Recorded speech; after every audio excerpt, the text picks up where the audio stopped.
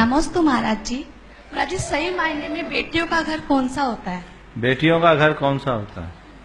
अभी कई बार ये प्रश्न आ गया है, अलग अलग तरीके से आया।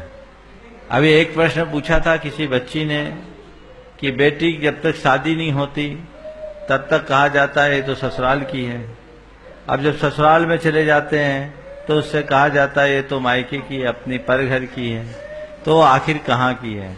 तो मैंने जो जवाब दिया था आज फिर से दोहरा रहा हूँ।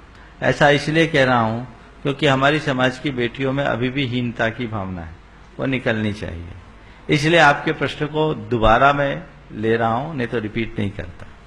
बात ऐसी है कि बेटियां बेटों से ज्यादा भाग्यशाली है, क्योंकि बेटे का केवल एक कुल होता है, उसके लिए कुल का दीपक कहा जाता है, और बेटी के लिए उभय कुल विवर्धनी कहा गया है। उभय कुल विवर्धनी कन्या वो देहरी के दीपक की तरह होती है, जो भीतर भी प्रकाश देता और बाहर भी प्रकाश फैलाता। एक कन्या अपने सुचरित्र के बल पर अपने पति के कुल को तो कृतार्थ करती ही है, पिता के कुल को का भी गौरव बढ़ाती है। तो आपने पूछा बेटी किसकी है, कहाँ की है, तो बेटी बाप की भी है और ससुर की भी है, पिता की भी है और पति की भी।